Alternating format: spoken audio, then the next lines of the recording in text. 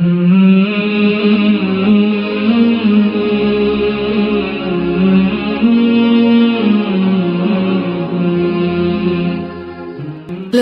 الہ الا اللہ محمد رسول اللہ.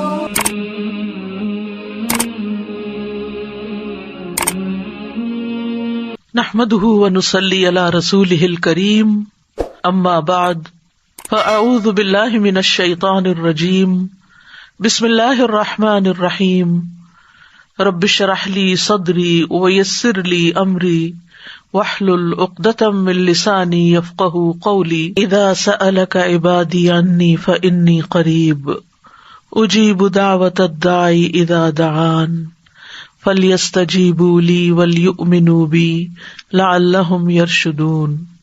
اور جب میرے بندے آپ سے میرے بارے میں سوال کریں تو کہہ دیجئے بے شک میں قریب ہوں، میں پکارنے والے کی پکار کا جواب دیتا ہوں. جب وہ مجھے پکارے تو ان کو چاہیے کہ وہ بھی میرا حکم مانیں اور مجھ پر ایمان رکھیں تاکہ وہ ہدایت پا جائیں.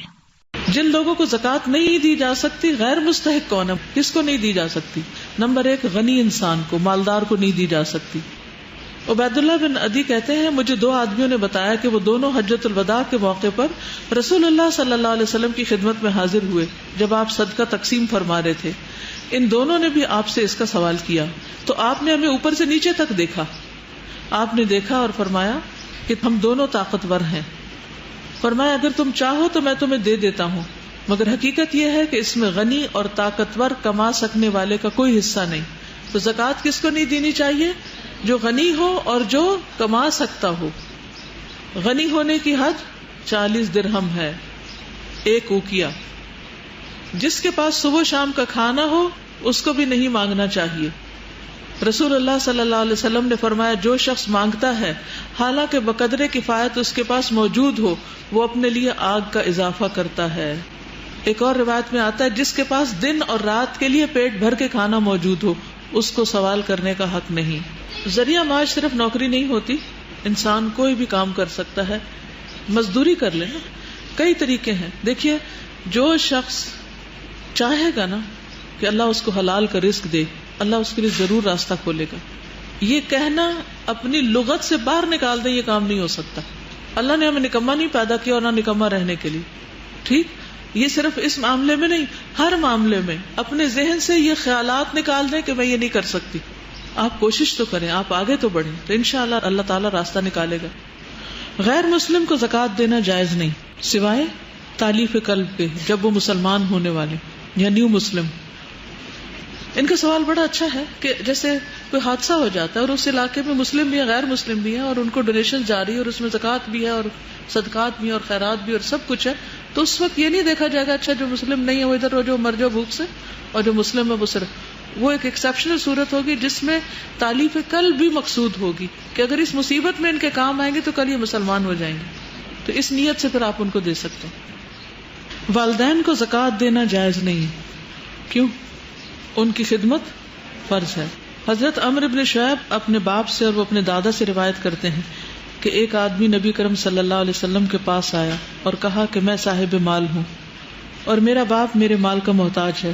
آپ نے فرمایا تو اور تیرا مال سب تیرے باپ کا ہے. نیز فرمایا اولاد تمہاری پاکیزہ کمائی ہے، اپنی اولاد کی کمائی سے کھاؤ. انت و مالک لابیک، تم اور تمہارا مال دونوں باپ کی ملکیت. جی ان کا سوال یہ ہے کہ بیٹوں کا مال جو ہے وہ تو باپ کا شمار ہوگا، کیا بیٹیوں کا بھی ہوگا؟ جو ان کا ذاتی ہے وہ تو ہے لیکن جو شوہر کا ہے وہ نہیں ہے. تو یہ نہیں کرنا چاہیے کہ شوہر کی کمائی میں سے چرا کے تو ماں باپ کو دیا جائے، یہ نہیں کرنا چاہیے. ٹھیک ہے، یعنی اگر حقیقی خون کا رشتہ نہیں ہے تو ساس کو اگر آپ دینا چاہیں تو وہ دے سکتے ہیں. اسی طرح اگر کوئی بہو کو دینا چاہے تو وہ. اولاد کو زکوٰۃ دینا جائز نہیں، بیوی کو زکوٰۃ دینا جائز نہیں. جن قرابت داروں کا نفقہ آدمی کے ذمے واجب ہے ان کو زکوٰۃ دینا جائز نہیں، مثلا ماں باپ، دادا پردادا، بیٹا پوتا پڑپوتا وغیرہ اور بیوی. باقی جو رشتے ہیں ان کو دی جا سکتی. بیوی بھی اگر کماتی ہے تو شوہر کو دے سکتی ہے زکوٰۃ اگر وہ مقروض ہو گیا ہے یا کسی مصیبت میں آ گیا ہے، لیکن اپنے بچوں پہ زکوٰۃ نہیں خرچ کرے گی. وہ شوہر کو دے دے گی، شوہر اس پیسے کو چاہے بچوں پہ پھر خرچ کرے جہاں مرضی کرے، اس کا ذمہ ہے. باپ بیٹی کو زکات نہیں دے سکتے، اپنی بیٹی کو زکات دے ہی نہیں سکتے، اپنی اچھی آمدنی میں سے دیں. زکات تو میل کچیل ہوتی. بعض اوقات یہ سوال پیدا ہوتا ہے نا، پتہ نہیں یہ جو کٹھی کر رہا ہے یہ امانتی ہے بھی کہ نہیں، یہ کہیں چور نہ ہو، کہیں ایسا نہ ہو ویسا نہ ہو. نہیں، انسان ایک حد تک تحقیق کر سکتا ہے، اس سے آگے مکلف نہیں. اگر گورنمنٹ نے کسی شخص کو اپوائنٹ کیا ہے تو آپ کا فرض ہے اس پہ ٹرسٹ کر کے اس کو دے دیں. اگر وہ اس میں سے کچھ کمی بیشی کرتا ہے تو اس کا وہ ذمہ دار ہوگا، آپ نہیں ہوں گے، آپ کی زکات ادا ہو جائے گی. واضح؟ اپنے عزیز اور اقارب اور رشتہ داروں کو زکات دینا افضل ہے. حضرت سلمان بن عامر کہتے ہیں کہ رسول اللہ صلی اللہ علیہ وسلم نے فرمایا، مسکین کو زکات دینا اکہرا ثواب ہے اور رشتہ دار کو زکات دینا دوہرا ثواب ہے، ایک زکات کا اور دوسرے صلہ رحمی، رشتہ جوڑنے کا. غلطی سے زکات صدقہ غیر مستحق یا فاسق آدمی کو دے دیا جائے تب بھی اس کا پورا ثواب مل جاتا ہے. اسی طرح کوئی شخص اپنے آپ کو آ کے انتہائی محتاج بتاتا ہے، آپ اس کو زکات دے دیتے ہیں، بعد میں پتہ چلتا ہے کہ نہیں وہ تو فراڈ کرنے والا شخص تھا. اب آپ کیا کہیں گے؟ میری تو زکات ہی نہیں لگی. نہیں، آپ کی لگ گئی، آپ نے جو دیا دے دیا. زکات کے مستحق مسکین کی تعریف.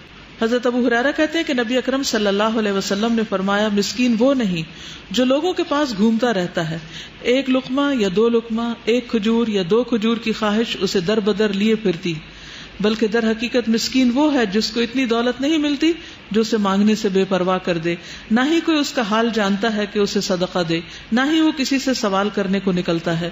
اسے بخاری نے روایت کیا. یعنی وہ کسی سے مانگتا نہیں، کسی کے پیچھے نہیں پڑتا، وہ چمٹتا نہیں، اس کا حال پہچاننا پڑتا ہے. دوسروں سے سوال نہ کرنے والے کے لیے رسول اللہ صلی اللہ علیہ وسلم نے جنت کی ضمانت دی. مقروض مالدار پر زکوٰۃ واجب نہیں. حضرت یزید بن خصیفہ سے روایت ہے کہ انہوں نے سلیمان بن یسار سے سوال کیا کہ ایک آدمی مالدار ہے اور اس پر قرضہ بھی ہے، کیا اس پر زکوٰۃ ہے؟ انہوں نے کہا نہیں. جس مال کے واپس ملنے کا یقین ہو، مثلا قرض یا پروویڈنٹ فنڈ، تو اس پر سال بسال زکوٰۃ دی جائے گی.